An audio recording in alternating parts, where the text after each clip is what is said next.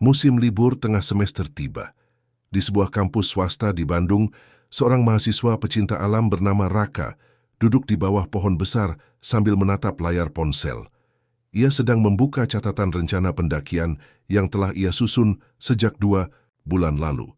Impiannya sederhana, mendaki gunung yang belum ramai didatangi orang, menikmati ketenangan, dan menyatu dengan alam. Kalau bukan sekarang, kapan lagi? Gumamnya pelan. Tak lama datang Laras, sahabatnya sejak SMA, membawa 2 gelas teh tarik plastik. "Masih ngelamun soal gunung itu?" tanyanya sambil duduk. Raka tersenyum. Gunung Guntur Lestari. Jalurnya nggak populer, tapi katanya ada air terjun tersembunyi di balik hutan cemara. Belum banyak yang ke sana. Laras memutar mata, tapi ia tahu, Raka bukan tipe orang yang asal-asalan. Semua perjalanan yang mereka lakukan sebelumnya selalu dirancang dengan teliti. Ia pun setuju, meski dalam hati menyimpan sedikit keraguan tentang gunung yang tak banyak dikenal orang itu. Keesokan harinya mereka bertemu di sebuah warung kopi kecil untuk memfinalisasi rencana. Bergabunglah 2 orang lain dalam tim. Ray, senior pecinta alam, sosok tenang dan penuh pengalaman. Ia pernah menaklukkan gunung-gunung besar dan punya naluri tajam soal medan. Dimas, mahasiswa tingkat akhir jurusan arsitektur, baru bergabung dengan komunitas mereka. Pendiam, lebih banyak mengamati daripada berbicara. "Saya pernah dengar soal jalur itu," kata Ray sambil menandai peta kertas yang ia bawa. "Ada 2 pilihan, jalur barat, resmi tapi memutar. Jalur timur, lebih singkat tapi katanya sudah ditutup karena, ya katanya sih ada kejadian aneh di sana." "Katanya?" tanya Laras curiga. Ray hanya mengangkat bahu. "Cerita dari warga sekitar, tapi kalau kita hati-hati, nggak akan kenapa-kenapa." Raka terdiam sejenak. Ia tahu risiko mengambil jalur yang tidak disarankan. Tapi rasa penasaran dan daya tarik akan tempat yang belum banyak dijamah begitu kuat. Ia pun berkata pelan, "Kita bisa coba, tapi harus saling jaga dan nggak boleh memaksakan diri." Semua setuju. Rencana disusun, perlengkapan dipersiapkan, dan hari keberangkatan ditetapkan. Jumat pagi, 2 hari lagi. Malam sebelum keberangkatan, Laras menutup tas carrier-nya dengan rapi. Ia berbaring sambil menatap langit-langit kamar. Tiba-tiba, dalam setengah tidur, ia merasa seperti berada di hutan berkabut. Ada suara lembut memanggil namanya dari kejauhan. "Laras!" Ia menoleh dalam mimpi, tapi tidak melihat siapa-siapa. Yang terdengar hanya desir angin dan bunyi lonceng kecil. Lalu gelap. Ia terbangun dengan jantung berdebar. Tak tahu mengapa, mimpi itu terasa terlalu nyata, namun ia mengabaikannya. Cuma gugup sebelum mendaki," bisiknya sambil memejamkan mata lagi. Di luar jendela angin malam meniup tirai perlahan, dan di kejauhan kabut mulai turun lebih cepat dari biasanya. Kabut itu tak hanya menyelimuti kota, ia juga menyusup ke dalam mimpi. Laras terbangun lagi pukul 3 dini hari. Suara lonceng kecil masih terngiang samar di telinganya. Ia menatap jendela yang terbuka setengah, tirainya masih bergoyang, seolah ada sesuatu yang baru saja masuk atau keluar. Pagi harinya, keempat, pendaki sudah berkumpul di titik pertemuan, sebuah pos kecil di pinggir desa Gunung Guntur Lestari. Warga setempat menyambut dengan ramah, tapi begitu mereka menyebut jalur timur, suasana mendadak berubah. Seorang kakek penjaga warung yang tadi tersenyum hangat kini menatap mereka tajam. "Anak-anak, kalau boleh ambillah jalur barat. Timur itu jalur yang tak suka dilalui lagi," katanya pelan. "Kenapa, Pak?" tanya Dimas, akhirnya berbicara untuk pertama kalinya. Kakek itu diam lama sebelum menjawab, karena kadang sesuatu yang sudah ditutup bukan karena rusak, tapi karena ada yang dijaga. Ray menenangkan suasana dengan tawa ringan. "Tenang saja, Pak. Kami hanya ingin lihat air terjun di balik hutan. Nggak macam-macam." Kakek itu hanya mengangguk pelan. Tapi sebelum mereka pergi, ia menyelipkan sebongkah kecil batu putih ke tangan Laras. "Kalau kamu merasa tersesat, pejamkan mata dan genggam ini. Lalu dengarkan." Laras ingin bertanya, tapi kakek itu sudah masuk ke dalam warung. Setelah registrasi, mereka mulai berjalan. Jalur timur memang terasa berbeda sejak awal. Tidak ada papan penunjuk, tidak ada suara pendaki lain. Hanya suara langkah mereka, daun-daun basah dan sesekali hembusan angin yang membawa suara samar dari balik pepohonan. Di tengah perjalanan, Dimas berhenti mendadak. Ia menunduk menatap tanah.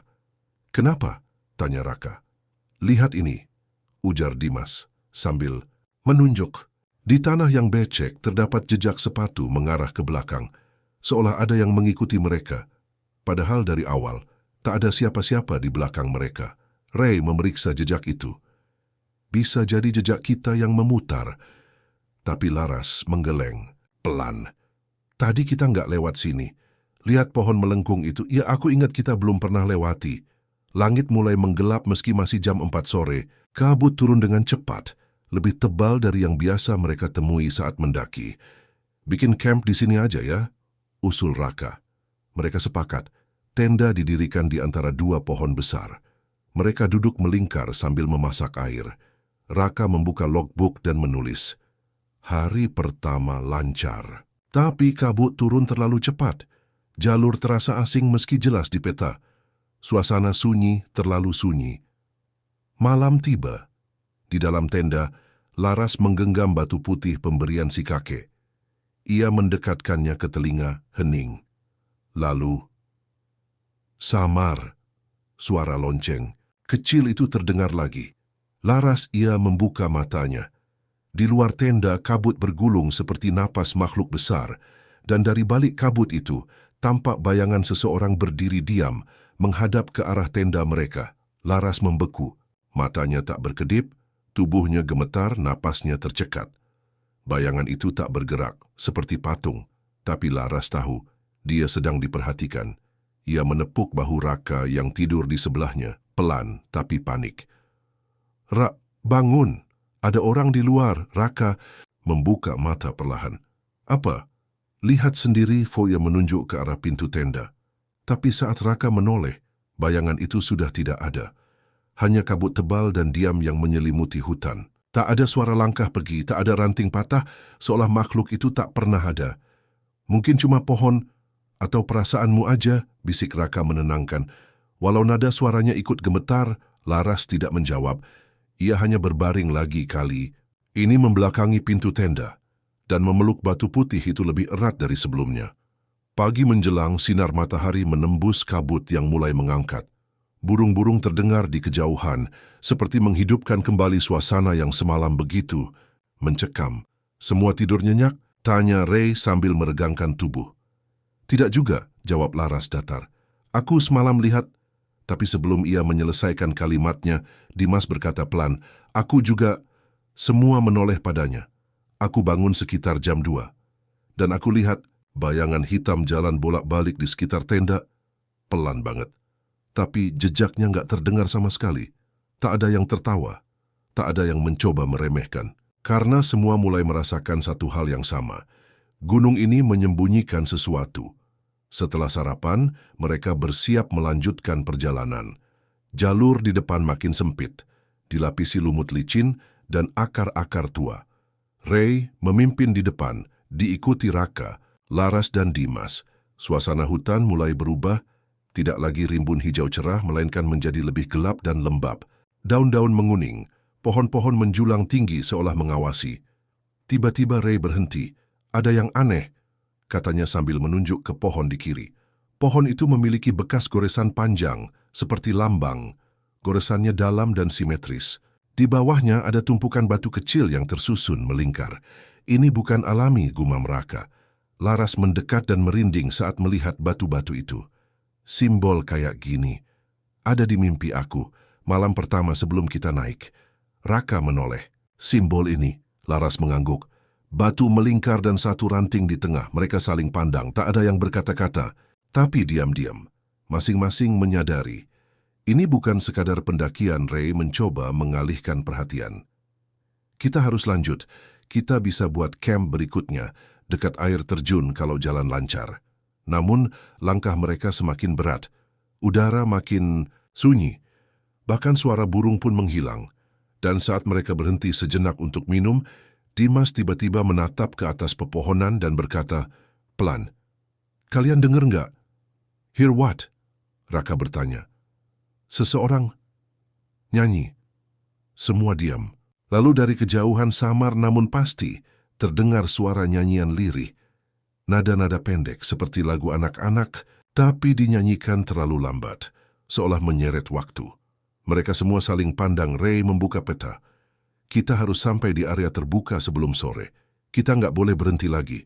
Mereka lanjut berjalan, tapi suara nyanyian itu tetap terdengar. Menyelinap di antara daun di balik kabut, seolah mengikuti dari jarak yang sangat dekat. Matahari makin turun, tapi hutan tetap kelabu. Dan saat malam mulai mendekat, Raka menoleh ke belakang. Dimas tidak ada. Langkah Raka terhenti mendadak. Dimas, panggilnya panik, suaranya menggema lemah di antara pepohonan. Laras menoleh. Tadi dia masih di belakang kita, kan? Ray langsung menyusuri jalur sempit yang baru saja mereka lewati, menyibak semak dan dedaunan lebat. Dimas, ini Ray, jawab kalau kamu dengar. Namun hanya suara angin yang membalas. Angin yang kini mulai dingin, membawa kabut tipis dan aroma tanah basah yang menusuk. Raka mulai menyusuri jejak kaki di tanah berlumpur. Namun anehnya, jejak Dimas berhenti begitu saja di bawah pohon besar yang akarnya mencuat seperti tangan. Tua, tidak ada jejak berbelok, tidak ada tanda tergelincir, hanya menghilang. Mungkin dia jalan ke samping, nyari tempat buang air. Laras mencoba berpikir positif meski wajahnya mulai pucat. Ray menggeleng. Dimas nggak akan pergi tanpa bilang, apalagi di hutan begini. Mereka memutuskan berpencar sebentar dalam jarak pandang terbatas. Raka dan Laras ke sisi kanan, Ray ke kiri. Saat Laras menyibak semak kecil di sisi jalan setapak, ia melihat sesuatu. Tali kompas milik Dimas yang terjuntai dari ranting. Raka, ini punyanya Dimas, kan? Raka meraih kompas itu dan mengangguk. Dia nggak mungkin ninggalin ini. Tiba-tiba terdengar langkah cepat dari arah Ray. Ia kembali sambil membawa sepatu Dimas. 1. Penuh tanah. Tak ada jejak kemana sepatu itu mengarah. Ini nggak masuk akal, gumam Ray. Kita baru jalan 5 menit dari tempat terakhir kita lihat dia. Nggak mungkin dia bisa sejauh itu. Apalagi ninggalin sepatu. Laras mulai gemetar. Ia merogoh kantong dan menggenggam batu putih pemberian si kakek.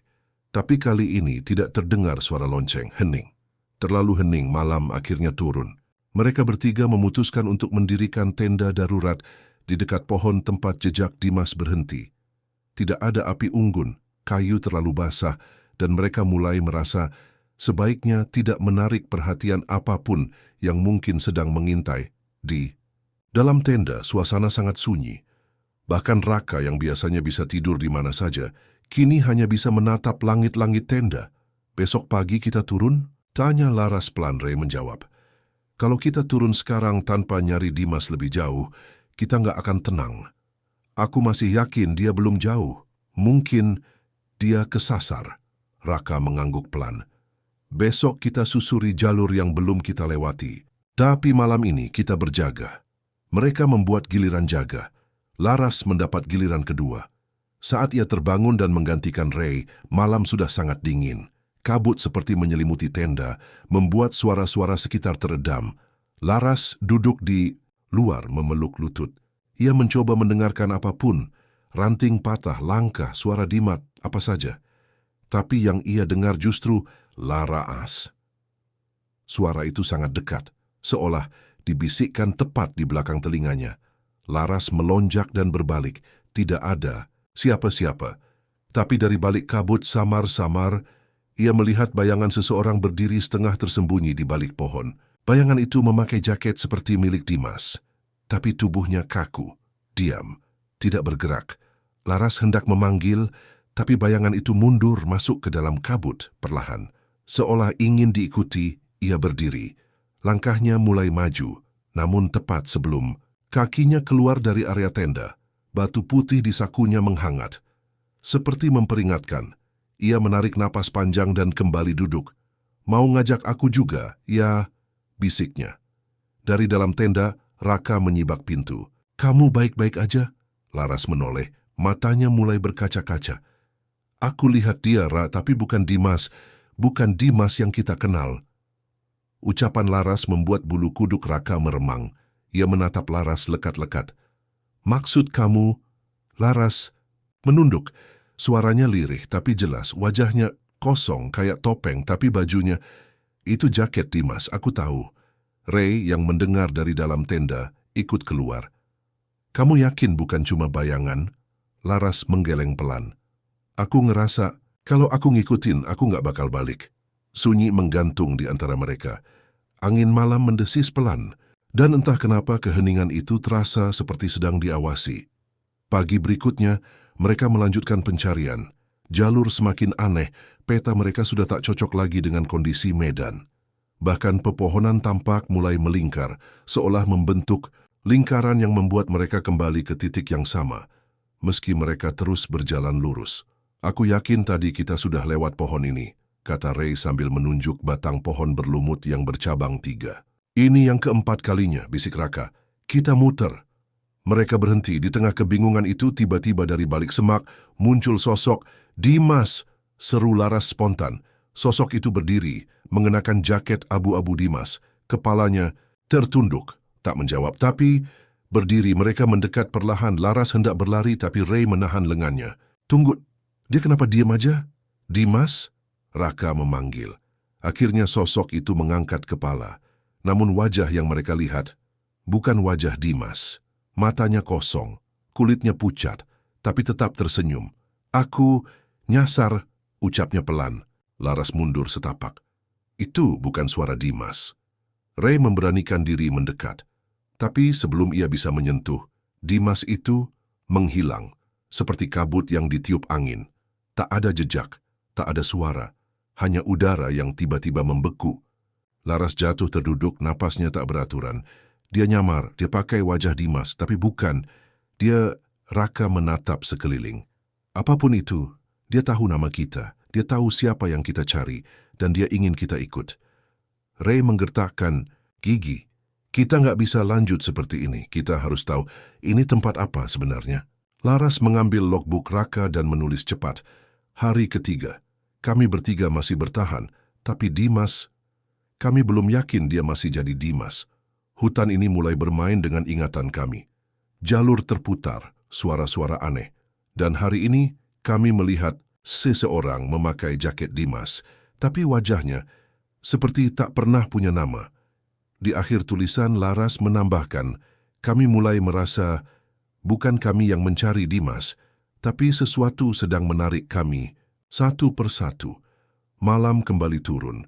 Di dalam tenda mereka bergiliran berjaga, tapi kini mereka semua memegang tangan satu sama lain saat tidur. Tepat tengah malam Laras terbangun. Suara nyanyian itu kembali, tapi kini terdengar lebih dekat, lebih jelas, dan seperti dinyanyikan oleh 3 suara berbeda. Laras duduk perlahan, jantungnya berpacu. Ia menajamkan telinga. Nada-nada itu melayang lembut di udara malam, seolah menyatu dengan kabut. Terdengar seperti lagu anak kecil, dinyanyikan dengan pelan dan bergantian oleh 3 orang. Pulangkan dia, tapi jangan sendiri. Ia mencubit lengannya sendiri. Sakit. Ini bukan mimpi. Raka dan Ray masih tidur meski tubuh mereka tampak gelisah. Laras hendak membangunkan mereka, namun sesuatu menahannya.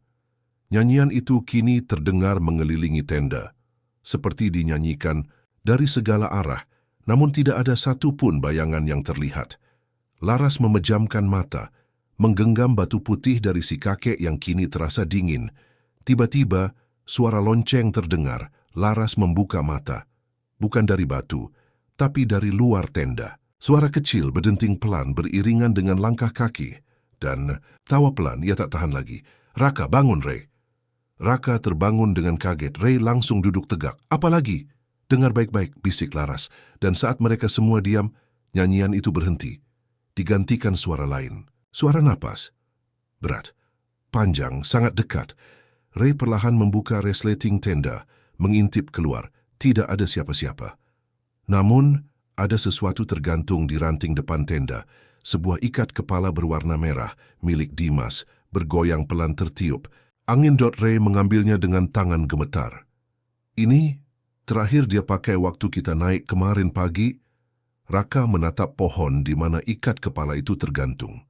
Batangnya berlumut dan tua. Namun di permukaannya, terlihat 3 garis tipis memanjang ke bawah, seperti bekas cakar. Tapi tak ada makhluk yang bisa meninggalkan tanda seperti itu tanpa suara. Mereka bermain dengan kita, gumam Laras. Mereka tahu kita mulai takut, dan mereka semakin dekat. Ray menggenggam logbook. Besok pagi, kita harus ambil jalur. Turun. Lewat mana saja. Kita nggak bisa lanjut naik, bukan soal nyari Dimas lagi. Ini soal nyelamatin nyawa kita. Namun saat pagi datang dan mereka mulai berkemas untuk turun, kompas milik Raka berputar-putar tak menentu. Jarum tidak menunjuk ke utara. Bahkan tidak diam. Kita kehilangan arah, bisik Ray. Dan seakan belum cukup jalur yang mereka lewati kemarin, kini tak ada. Pohon-pohon tumbang melintang. Tanah longsor menutup setapak. Seperti gunung ini menutup semua jalan keluar. Laras duduk lemas di atas batu. Kita nggak bisa turun, Ray menatap ke langit. Kalau kita nggak bisa turun, maka satu-satunya jalan adalah naik. Semua diam. Dan di kejauhan, samar di antara kabut, terdengar nyanyian lagi. Tapi kali ini, hanya dua suara yang menyanyi, seolah satu suara telah pergi, dan satu dari mereka sedang menunggu digantikan. Alat. Raka menatap Laras dan Ray, wajahnya mulai kehilangan warna. Mereka menginginkan satu dari kita. Ray berdiri, menatap jalur naik yang samar tertutup kabut. Kalau memang ini satu-satunya jalan keluar, maka kita harus lanjut. Tapi kita harus tetap bersama. Apapun yang terjadi, Laras mengangguk pelan. Kalau kita berpencar, mereka akan lebih mudah ambil kita, seperti Dimas. Ketiganya mulai mendaki perlahan, meninggalkan tempat perkemahan terakhir. Vegetasi semakin lebat, dan kabut semakin padat. Anehnya tak ada embun, bahkan tidak ada suara burung atau serangga. Hutan ini seperti berhenti bernapas. Tak lama kemudian, mereka menemukan sebuah papan kayu lapuk tertancap di tanah. Tulisannya hampir tak terbaca. Ray membersihkan permukaannya dengan tangan. Jangan langkahi batas ini. Namun tak ada pagar. Tak ada batas yang jelas. Hanya jalan setapak kecil yang terus menanjak, dan di kiri kanannya, pepohonan yang mulai bengkok tak wajar, seperti tubuh yang memutar diri karena kesakitan. Kita sudah terlalu jauh, kata Raka pelan. Kita nggak bisa balik. Mereka terus berjalan, tapi kemudian Laras berhenti. Dengar, bisiknya Ray dan Raka diam. Lalu mereka mendengar itu juga, langkah kaki di belakang mereka. Mengikuti dari kejauhan, tapi saat mereka menoleh tidak ada siapa-siapa. Hanya kabut. Mereka mulai mempercepat langkah.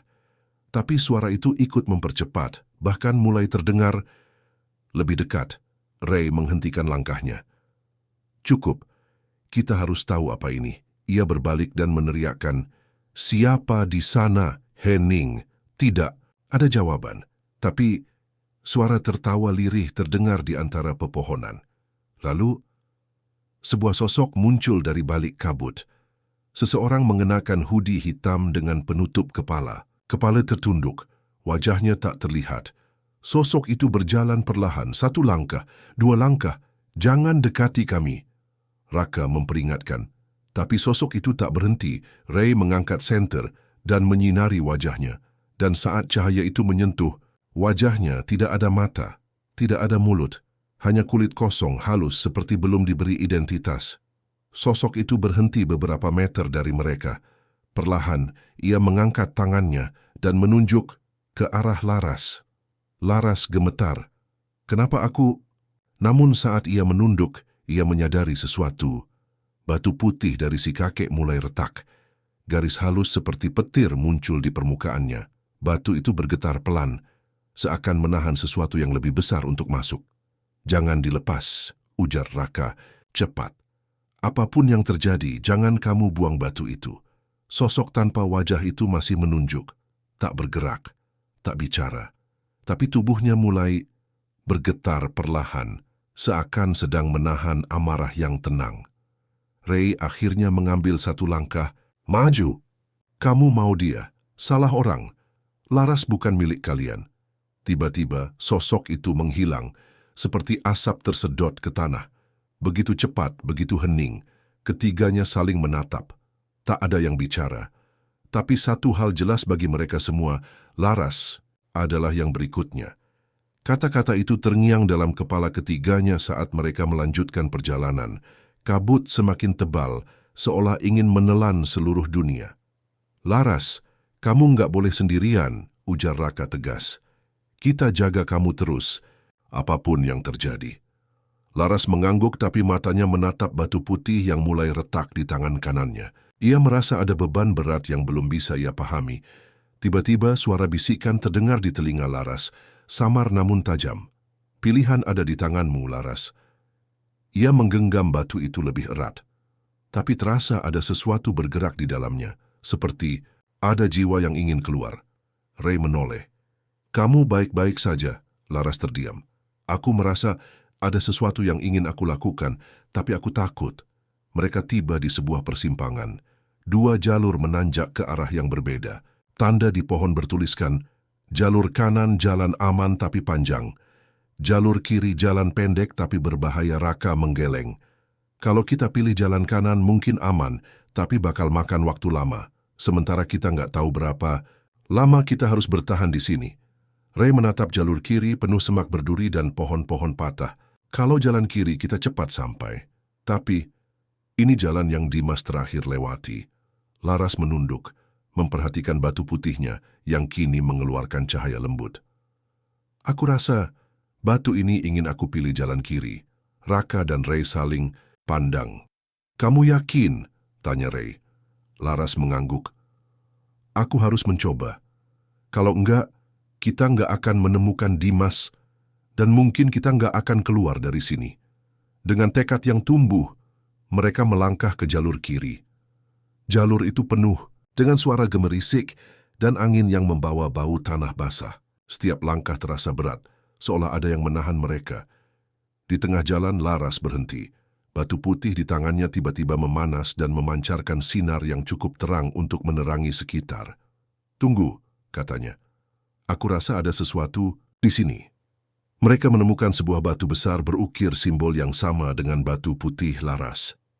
"Ini semacam petunjuk," ujar Raka. Tiba-tiba, dari balik batu besar muncul bayangan samar yang bergerak cepat. "Dimas!" teriak Laras bayangan. Itu berhenti berbalik, tapi wajahnya masih samar, dan ia mengangguk pelan sebelum menghilang kembali ke kabut. Ray menggenggam tangan Laras. "Kita harus terus maju, ini tanda baik." Namun di balik kabut, suara nyanyian 2 suara kembali terdengar, lebih dekat, lebih mengancam. Laras menatap ke depan, menguatkan hati. "Aku siap menghadapi apapun demi membawa Dimas pulang." Jalur kiri semakin menantang. Semak berduri seperti menari-nari menutup jalan, dan tanah basah licin membuat langkah mereka berat. Tiba-tiba, Raka terhenti. "Lihat ini." Di bawah kaki mereka tertanam sepotong kain robek berwarna biru tua, mirip dengan jaket Dimas. Ray mengambilnya dengan hati-hati. "Ini pasti milik Dimas. Kita semakin dekat." Laras menunduk, memegang batu putih yang berdenyut pelan. Batu ini seperti mengarahkan aku. Saat mereka melanjutkan, suara nyanyian 2 suara makin jelas. Menyanyikan lagu yang berbeda. Kadang satu suara bernada tinggi, lalu suara lain merendah, menciptakan harmoni yang aneh dan menggetarkan. Suara itu seperti panggilan, bisik. Laras mereka memasuki sebuah ceruk kecil, dan di sana sebuah tulisan terukir di batu. Mereka yang tersesat harus memilih, tetap diam atau berani menatap. Raka melirik ke Ray. "Apa maksudnya?"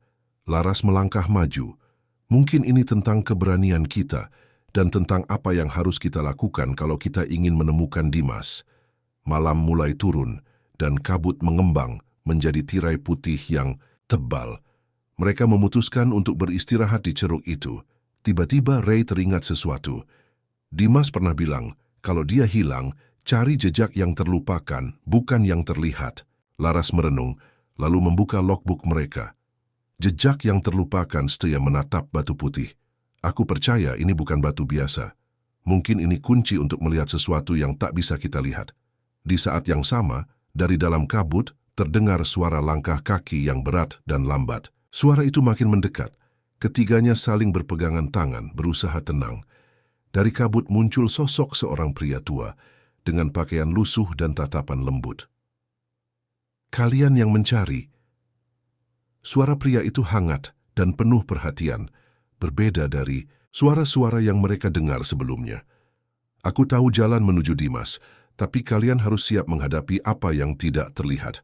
Pria tua itu mengangkat tangan menunjuk ke dalam hutan yang semakin lebat dan sunyi. Aku dipanggil penuntun, katanya pelan. Aku hidup di antara yang terlihat dan yang tersembunyi. Laras, Raka, dan Ray saling berpandangan, hati mulai dipenuhi harapan sekaligus ketakutan. Jalan ke Dimas tidak mudah, penuntun melanjutkan. Ada batas antara dunia ini dan dunia lain yang harus kalian lewati. Dunia lain? Tanya Ray dengan suara bergetar. Penuntun mengangguk. Tempat di mana waktu dan ruang bisa terbalik, di mana kebenaran tersembunyi di balik ilusi. Ia mengeluarkan sebuah kompas tua dari saku jubahnya. Jarum kompas itu berputar pelan, kemudian menunjuk ke arah yang berbeda dari kompas Raka. Gunakan ini. Ini kompas hati, bukan kompas biasa. Ia akan menunjukkan jalan yang benar saat kalian mulai meragukan. Laras menggenggam batu putihnya, erat-erat, merasakan getaran hangat yang menenangkan. Namun ingat, penuntun menekankan, perjalanan ini bukan hanya tentang menemukan Dimas, ini tentang menemukan diri kalian sendiri. Ray mengangguk, kami siap. Penuntun tersenyum tipis lalu berbalik dan perlahan menghilang ke dalam kabut, meninggalkan ketiganya dengan perasaan campur aduk. Mereka melanjutkan perjalanan, kini dengan kompas hati di tangan Raka. Jalur yang mereka lalui mulai berubah, pohon-pohon yang bengkok perlahan lurus, udara yang berat menjadi lebih ringan. Tapi di kejauhan, suara dua nyanyian kembali bergema, dan kabut seolah menari mengikuti irama. Laras menatap batu putihnya. Aku rasa perjalanan ini baru saja dimulai. Dengan kompas hati di tangan Raka dan batu putih yang bergetar di tangan Laras, mereka melangkah lebih dalam ke dalam hutan yang berubah. Udara mulai terasa aneh. Suara burung hilang, digantikan desiran angin yang seolah membawa bisikan-bisikan. Samar kabut menebal, membatasi jarak pandang mereka. Setiap langkah terasa seperti melewati batas dunia yang berbeda. Tolong tetap dekat, peringat Ray. Suaranya bergetar. Tiba-tiba, Laras merasakan sesuatu. Sebuah kilatan cahaya melintas di sudut matanya. Lihat itu, seru Laras. Di depan mereka, sebuah gerbang batu tua muncul dari kabut. Terukir simbol-simbol aneh yang berkilauan redup di bawah cahaya bulan. Ini, gerbang batas, kata Raka, kagum dan takut. Ray mengamati dengan seksama. Kalau ini batasnya, apa yang terjadi jika kita melewatinya? Penuntun tadi pernah bilang, perjalanan mereka bukan sekadar fisik, tapi juga spiritual. Laras menatap batu putihnya, kini berpendar terang seperti obor kecil. Tapi kalau kita tidak lewat sini, kita tidak akan pernah menemukan Dimas, tegas Laras. Mereka saling berpandangan, lalu melangkah bersama menembus gerbang. Sesaat setelah melewati gerbang, dunia di sekitar berubah drastis. Kabut menghilang, berganti dengan lanskap yang asing tapi indah. Pohon-pohon dengan daun berwarna perak, langit berkilau warna biru kehijauan, dan suara-suara yang seperti nyanyian lembut menyambut mereka. Tapi ini bukan dunia yang kita kenal, gumam Ray. Tiba-tiba, mereka merasakan ada yang mengawasi. Bayangan samar menari di pinggir pandangan mereka. Ini tempat di mana waktu dan ruang berbeda, ujar Laras pelan. Namun langkah mereka semakin berat. Sesuatu di udara membuat mereka merasa lelah, ragu dan takut. Aku merasa kita diuji, kata Raka. Dan suara dua nyanyian kembali menggema. Kali ini sangat dekat, mengisi udara dengan getaran yang membuat bulu kuduk berdiri. Laras menggenggam. Batu putihnya erat-erat. Ini ujian terakhir sebelum kita menemukan Dimas, katanya yakin. Kata Laras yakin sambil menggenggam batu putihnya. Dunia baru itu tidak hanya asing, tapi juga penuh misteri. Langitnya berwarna ungu gelap dengan bintang-bintang yang berkelip aneh. Pohon-pohon berkilau perak memancarkan cahaya redup, tapi di balik keindahan itu ada perasaan tidak nyaman yang sulit diabaikan. Tiba-tiba, di depan mereka muncul sebuah cermin besar berdiri sendiri, dengan bingkai berukir rumit. Cermin, apa maksudnya ini? Tanya Ray. Penuntun dulu pernah bilang, perjalanan ini bukan hanya mencari Dimas, tapi juga mencari kebenaran dalam diri sendiri. Laras melangkah mendekat dan menatap cermin itu. Refleksinya tampak berbeda. Mata Laras bersinar lebih terang. Namun, bayangannya berubah-ubah, seperti ada dua sosok di dalamnya. Ini ujian kita, ucap Raka. Kita harus menghadapi apa yang tersembunyi di dalam diri masing-masing. Satu persatu, mereka berdiri di depan cermin. Laras melihat bayangannya berubah menjadi sosok Dimas, tersenyum dan melambai. Tapi di balik senyum itu, ada kesedihan yang dalam. Dimas, aku akan menemukannya, bisik Laras Ray melihat bayangannya sendiri yang berubah menjadi sosok penuh keraguan dan ketakutan. Aku harus berani, pikir Ray menguatkan diri. Raka menghadapi bayangan dirinya yang terjebak dalam kegelapan dan kesendirian. Aku tidak boleh menyerah, katanya pelan. Ketika ketiganya berhasil menerima bayangan dan perasaan mereka, cermin itu bergetar dan kemudian pecah menjadi ribuan cahaya kecil. Tiba-tiba, suara dua nyanyian itu terdengar sekali lagi, tapi kali ini mengalun lembut dan damai. Ujian ini telah selesai, suara itu berbisik, dan di hadapan mereka, kabut mulai menipis, memperlihatkan sebuah lembah luas yang berkilauan di bawah sinar rembulan. Lembah itu, tempat Dimas berada, ujar Laras. Mereka melangkah maju, penuh keyakinan baru. Mereka melangkah turun ke lembah yang dipenuhi bunga-bunga berwarna keemasan dan air yang berkilau seperti kristal. Udara terasa hangat dan penuh kedamaian, sangat berbeda dengan hutan yang mereka lalui sebelumnya. Namun, ketenangan itu terasa seperti penantian yang berat. Jangan lengah, kata Raka waspada. Tempat ini mungkin indah, tapi tidak berarti aman. Suara dua nyanyian kini terdengar semakin jelas, seperti berasal dari dalam lembah itu. Saat mereka menelusuri jalan setapak yang terbuat dari batu-batu halus, tiba-tiba mereka melihat sosok berdiri di kejauhan. Itu Dimas. Tapi Dimas tampak berbeda. Wajahnya pucat dan matanya kosong, seolah kehilangan sesuatu yang sangat penting. Dimas, Laras berlari mendekat, hatinya campur aduk antara lega dan sedih. Dimas menoleh perlahan, suara lirih keluar dari bibirnya.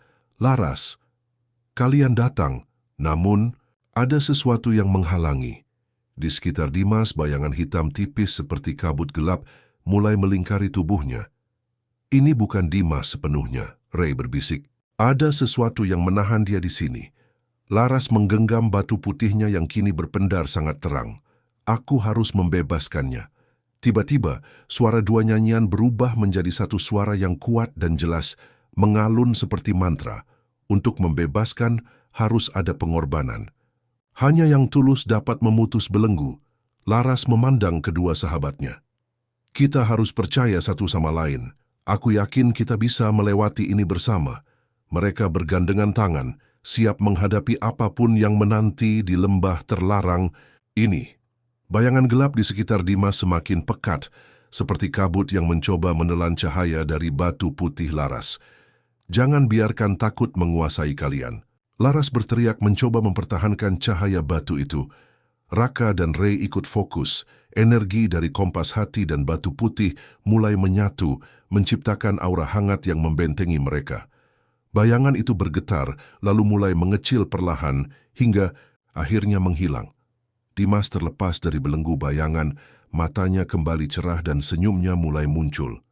Kalian berhasil, ucap Dimas pelan. Terima kasih telah tidak menyerah. Ketiganya berpelukan erat, perasaan lega dan bahagia mengalir dalam dada. Namun Dimas menatap ke kejauhan. Perjalanan ini mengajarkan kita bahwa keberanian dan persahabatan adalah kunci untuk melewati kegelapan. Laras tersenyum dan bahwa kita tidak pernah benar-benar sendirian. Mereka berdiri bersama di lembah yang kini dipenuhi cahaya hangat, siap melanjutkan perjalanan pulang dengan hati penuh harapan.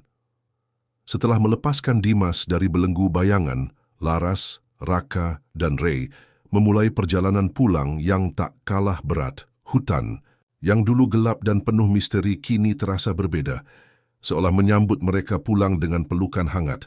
Namun, mereka tahu jalan pulang bukan tanpa rintangan. Tetap bersama, jangan terpisah, ujar Laras sambil memegang batu putih dan kompas hati yang kini berpendar lembut. Mereka berjalan melewati jalur yang mulai familiar, namun setiap langkah mengingatkan Mereka pada pelajaran berharga selama perjalanan. Raka menatap langit yang mulai cerah. Kita sudah melewati banyak hal, dan itu membuat kita lebih kuat. Ray tersenyum. Aku belajar bahwa keberanian itu bukan tentang tidak takut, tapi tentang melangkah meski takut. Laras mengangguk, dan persahabatan kita adalah cahaya di kegelapan. Mereka terus berjalan, yakin bahwa setelah semua perjuangan, ini mereka akan sampai di rumah dengan cerita yang tak terlupakan. Meskipun hutan kini terlihat lebih ramah, tiba-tiba jalur mereka terhalang oleh sebuah sungai deras yang belum pernah mereka lihat sebelumnya.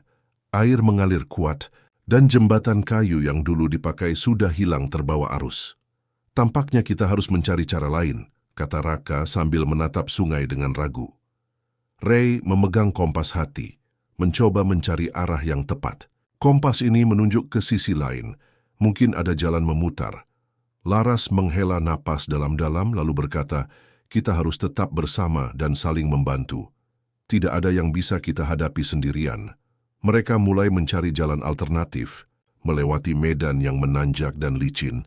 Kadang terdengar suara-suara aneh dari dalam hutan, tapi mereka berusaha tetap tenang. Perjalanan ini mengajarkan kita lebih dari sekadar mencari Dimas, kata Ray. Ini tentang kekuatan untuk bertahan dan percaya. Setelah perjuangan panjang, mereka menemukan sebuah jalan kecil tersembunyi yang mengarah ke seberang sungai.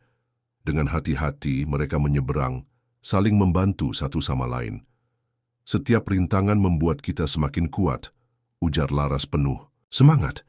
Mereka melanjutkan langkah, yakin bahwa rumah sudah semakin dekat. Namun, udara mulai berubah. Angin dingin berhembus pelan membawa bisikan-bisikan samar yang membuat bulu kuduk berdiri. Jangan lengah, kata Laras dengan suara tegas. Kita sudah hampir sampai, tapi hutan ini masih punya rahasia. Ray menggenggam kompas hati erat, mencoba menenangkan diri.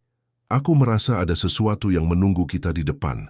Raka menatap kegelapan di depan mereka. Kita harus terus maju, apapun yang terjadi. Tiba-tiba, bayangan samar muncul di antara pepohonan menyerupai sosok yang mereka kenal, namun tak pernah mereka temui secara langsung. Itu bayangan dari masa lalu kita, bisik Laras. Sosok itu mulai mendekat dan suara dua nyanyian kembali menggema. Kali ini mengalun lebih lembut dan penuh harapan. Laras merasakan kehangatan dari batu putih yang semakin bersinar. Ini adalah ujian terakhir, kata Raka. Kita harus menghadapinya dengan hati terbuka. Dengan keberanian yang tersisa, mereka melangkah maju ke dalam cahaya yang menerangi jalan. Dan di ujung jalan itu, terlihat siluet rumah kecil yang mereka rindukan sejak lama. Rumah. Akhirnya kita sampai, bisik Ray dengan mata berkaca-kaca. Pintu kayu rumah kecil itu terbuka perlahan, seolah menyambut kedatangan mereka yang penuh lelah, namun penuh harapan. Di dalam, hangatnya cahaya lilin menyelimuti ruangan, dan aroma kayu bakar mengisi udara, membawa ketenangan yang sudah lama dirindukan. Laras, Raka, dan Ray melangkah masuk, merasakan kehangatan yang berbeda dari segala perjalanan yang mereka lalui. Namun di sudut ruangan, sebuah bayangan samar muncul, bukan ancaman, tapi wujud Dimas yang kini bebas dan tersenyum damai. Kalian sudah melewati segala tantangan dengan keberanian dan hati yang tulus, kata Dimas dengan suara lembut. Perjalanan ini bukan hanya tentang menemukan aku, tambahnya, tapi tentang menemukan diri kalian sendiri dan kekuatan yang ada dalam persahabatan. Laras memandang sahabatnya dengan penuh rasa syukur. Kami belajar banyak hal tentang keberanian, kepercayaan, dan arti pulang. Ray tersenyum. Kini kami tahu bahwa rumah bukan hanya tempat, tapi juga perasaan yang kita bawa di hati. Malam itu, ketiganya duduk bersama di hadapan api unggun kecil, merayakan perjalanan dan ikatan yang tak tergoyahkan. Cahaya di rumah itu bukan hanya menerangi ruang, tapi juga jiwa mereka yang kini lebih kuat dari sebelumnya. Malam semakin larut, dan ketiganya duduk terdiam, merenungkan perjalanan panjang yang telah mereka lalui bersama. Laras menatap api unggun yang berkobar pelan. Perjalanan ini mengajarkan aku bahwa keberanian bukan hanya soal menghadapi bahaya, tapi juga tentang menerima diri sendiri. Raka mengangguk. Aku belajar bahwa persahabatan adalah cahaya yang akan selalu memandu kita, bahkan di saat tergelap. Ray tersenyum, dan bahwa rumah itu bukan tempat tapi perasaan yang kita bawa dimanapun kita berada. Suasana hening sesaat diisi hanya dengan suara api yang menggelegak lembut. Meski perjalanan ini berakhir, pelajaran dan kenangan akan selalu hidup dalam hati kita, kata Laras pelan. Dimas muncul di samping mereka, senyumnya penuh ketenangan. Kalian telah menemukan sesuatu yang jauh lebih berharga daripada sekadar menemukan aku. Kalian menemukan diri kalian sendiri. Malam itu mereka berjanji untuk menjaga ikatan itu, apapun yang terjadi di masa depan. Di luar rumah bintang-bintang bersinar terang, seakan merayakan akhir sebuah perjalanan dan awal dari kisah baru. Laras, Raka, dan Ray berdiri di depan rumah kecil itu, menatap langit malam yang penuh bintang dengan hati yang penuh harapan. Malam ini bukan sekadar akhir, tapi juga awal dari segala kemungkinan, kata Laras pelan. Raka tersenyum. Kita sudah melewati semuanya bersama, dan itu membuat kita lebih kuat dari sebelumnya. Ray mengangguk. Perjalanan mencari Dimas mengajarkan kita arti persahabatan, keberanian, dan kepercayaan yang sejati. Tiba-tiba, angin lembut bertiup membawa harum bunga-bunga liar yang tumbuh di sekitar mereka. Seolah alam ikut merayakan. Dimas berdiri di samping mereka, kini dengan tatapan penuh damai. Aku akan selalu ada di hati kalian, sebagai pengingat bahwa tak ada yang benar-benar hilang jika kita percaya. Laras mengangkat batu putihnya, yang kini berpendar lembut. Perjalanan ini mengakhiri satu bab, tapi juga membuka banyak pintu baru. Mereka bertiga saling menggenggam tangan, menatap cakrawala yang mulai menyinari dengan sinar fajar. Ini bukan sekadar cerita tentang pendaki yang hilang, tapi kisah tentang menemukan diri dan arti pulang, ucap Laras. Dengan langkah mantap, mereka melangkah menuju pagi baru, siap menyambut apapun yang akan datang.